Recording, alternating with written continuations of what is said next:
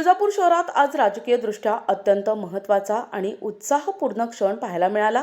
तुळजापूर नगरपालिकेचे नूतन नगराध्यक्ष विनोद गंगणे यांचा पदग्रहण सोहळा मोठ्या थाटात आणि उत्साहात पार पडला। या सोहळ्याला तुळजापूर तालुक्याचे आमदार राणा जगजितसिंह पाटील यांची प्रमुख उपस्थिती लाभली होती। या पदग्रहण सोहळ्याने तुळजापूरच्या विकासाच्या नव्या पर्वाची नांदी झाल्याचं मानलं जात आहे। या ऐतिहासिक क्षणी जिल्ह्यातील मातब्बर नेते, विविध मठांचे महंत, राजकीय पक्षांचे पदाधिकारी, प्रशासकीय अधिकारी आणि शहरातील नागरिक मोठ्या संख्येने उपस्थित होते। नूतन नगराध्यक्ष विनोद गंगणे यांनी पदाची सूत्रे हाती घेतल्यानंतर तुळजापूरच्या सर्वांगीण विकासाला प्राधान्य देण्याचा आणि पारदर्शक तसेच सर्वसमावेशक कारभार करण्याचा संकल्प सोडला। जनतेच्या विश्वासाला पात्र ठरण्याचा निर्धारही त्यांनी यावेळी व्यक्त केला।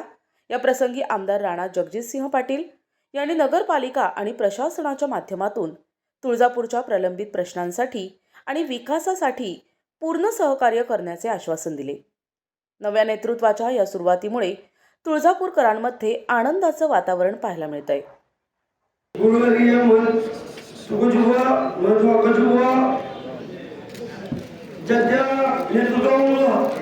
आम्ही तुळजापूरची सेवा करतो आणि ज्यांच्या आम्हाला चौथ्यांदा संधी मिळाली माननीय आमदार राणा सुनीलजी चव्हाण, जिल्हाध्यक्ष दत्ताभाऊ कुलकर्णी, नितीनजी काळे, व्यासपीठावर सर्व नूतन नगरसेवक आणि आमच्या युवकांचे सन्मान माननीय दादा आमच्या पाटील आणि सर्व व्यासपीठावरील मंडळी आणि इथं जमलेले सर्व पक्षाचे पदाधिकारी, युवक मित्र, ज्या युवकांच्या आणि पक्षांच्या ह्याच्यावर आमच्या सर्व नगरसेवक, नगराध्यक्ष त्यांच्या कष्टामुळे, त्यांच्या प्रेमामुळे आम्ही सर्व इथं जे आपण समोर आम्ही उभारलेलो आहोत आणि इथं आज चांगलं काम करण्यासाठी, प्रेरणा घेण्यासाठी राणादादांच्या माध्यमातून आम्ही इथं उभारलेलो आहोत। आता सगळ्यांना मनापासून आभारी मानून सर्वांना नम्र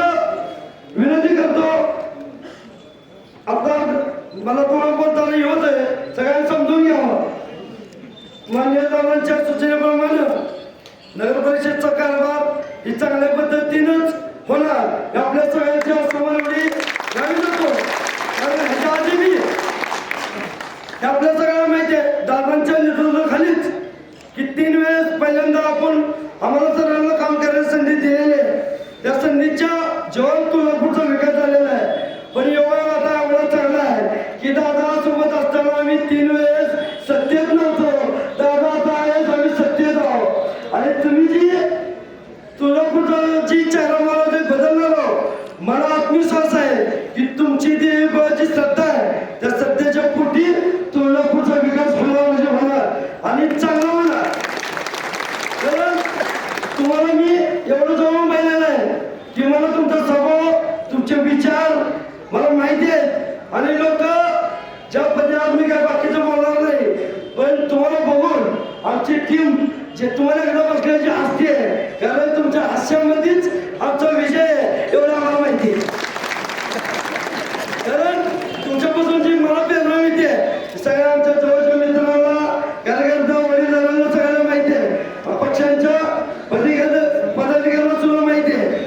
आपल्याला दादा मी आज एवढंच बोलणार आहे की स्वच्छतेच्या बाबतीत आपण जे पूर्वी आम्ही प्रशासनाला असताना आपण जे ठराव दिलेला आहे ते लवकरात लवकर ते मंजूर करून नगरपालिकेला पक्ष वर्ग आहे, जेणेकरून लोकांची पहिली समस्या आहे की तुमच्या माध्यमातून आम्ही तुळजापूर लवकर शेअर करू।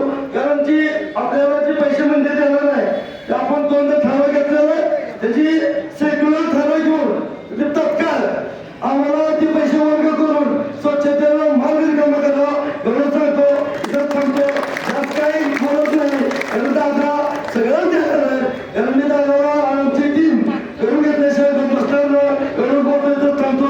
जय हिंद, जय महाराष्ट्र। क्षेत्र तुळजापूर, आपल्या आईचं तुळजापूर, या तुळजापूरचे नगराध्यक्ष यांनी आताच आपल्या सर्वांच्या उपस्थितीमध्ये पदभार जो आहे तो स्वीकारलेला आहे। टाळ्या वाजून आपण त्यांचं अभिनंदनही करावं, त्यांना शुभेच्छा, आशीर्वादही द्यावे। आणि त्यांच्या मोठ्या जबाबदारीची त्यांना जाणीव देखील करून द्यावी. आता त्यांच्या शब्दामधनं स्पष्टपणे त्यांची भूमिका आपल्या समोर आलेली आहे. कष्ट करतात हे तुम्हाला सर्वांनाच माहिती आहे. आता आपल्याला आपल्या नगर परिषदेच्या योग्य कारभाराच्या माध्यमातून जनतेची, नागरिकांची अधिकची सेवा करायची आहे. आपलं शहर जे आहे ते फक्त नागरिकांपुरतं मर्यादित नाही आहे. वर्षाला करोडो भाविक आपल्या तुळजापूरला येतात, आईच्या दर्शनासाठी येतात. इथे येऊन दर्शन घेऊन, आशीर्वाद घेऊन, ऊर्जा घेऊन जाण्याची त्यांची इच्छा असते आणि ती इच्छा पूर्ण करण्याची जबाबदारी देखील नगर परिषदेची आणि पर्यायाने आपले नगराध्यक्ष विठूभैया आणि सर्व आपले नगरसेवक जे आहेत त्यांची देखील आहे. नगरसेवक म्हटलं तर कुठल्या पक्षाचा आहे हा विषय आता महत्त्वाचा राहिलेला नाही आहे. सगळ्यांना मला आवर्जून सांगायचं आहे, लोकांनी आपल्याला मतदान करून जी जबाबदारी दिली आहे ती योग्य पद्धतीने पूर्ण करण्याचं आता तुमचं काम आहे. तुम्ही कुठल्या पक्षाचे आहात हे कोणी बघणार नाही आहे. जर तुम्ही काम नीट केलं तर जे काही ह्याच्या आधी झालं ते काय गंगेला मिळालं, परंतु याच्या पुढे माझी सगळ्यांना आग्रहाची विनंती राहणार आहे, जी काही नकारात्मकता होती, जे काही विष पेरण्याची आपली पद्धती होती ते सगळं आता बाजूला करा ही कृपया विनंती आहे. विनंती आता परत परत सारखी करणार नाही मी, परंतु शेवटची विनंती आहे की जी काही नकारात्मकता आहे ती आपल्या गावातनं आपण बाहेर टाकून द्यावी. दोन्ही महाराज आहेत, महंत आहेत, इथे इतरही आपल्या शहरातले महंत आहेत, गावातले सर्व प्रमुख नागरिक आहेत, ज्येष्ठ नागरिक आहेत. युवकांची जबाबदारी मोठी आहे आणि माता भगिनींची तर सगळ्यात जास्त आहे, कारण हे तुळजापूर आईचं आहे. आपल्या सर्वांना मला या कार्यक्रमाच्या निमित्ताने एवढंच सांगायचं आहे की करण्यासारखं खूप आहे. आपलं सरकार केंद्रात आहे. आदरणीय नरेंद्र मोदी साहेबांनी 2014ला तुळजापूरला जेव्हा प्रचार सभा घेतली होती, आठवतं, काही जण तुमच्यापैकी गेले असतील, तेव्हा त्यांनी रेल्वेचा विषय काढला होता आणि रेल्वेच्या माध्यमातून आपल्या तुळजापूरची आणि आपल्या पूर्ण या परिसरातली आर्थिक समृद्धी होईल असं त्यांनी आवर्जून तेव्हा सांगितलं होतं आणि प्रत्यक्षात ते उतरवण्यासाठी 2019ला भूमिपूजन केलं होतं. आपल्याला कल्पना आहे की धाराशिव ते तुळजापूरचं काम चालू आहे. तुम्हाला कल्पना ही देखील असेल की 3,295 कोटी रुपये हे आपल्या सरकारने मंजूर केलेत रेल्वेसाठी. म्हणजे कुठून कुठे तर धाराशिव, तुळजापूर, सोलापूरची. त्यामुळे समृद्धी रेल्वेच्या माध्यमातून नक्की येणार आहे. त्याचबरोबरीने आपल्या राज्य सरकारने, आपले आदरणीय लाडके मुख्यमंत्री देवेंद्रजी फडणवीस साहेबांनी आपल्या शहरासाठी जवळजवळ 1900 कोटी रुपये आणि बाकी विचार केला तर 2200-2300 कोटी होतात. प्रतिनिधी आयुब शेख, NTV न्यूज मराठी, तुळजापूर, धाराशिव.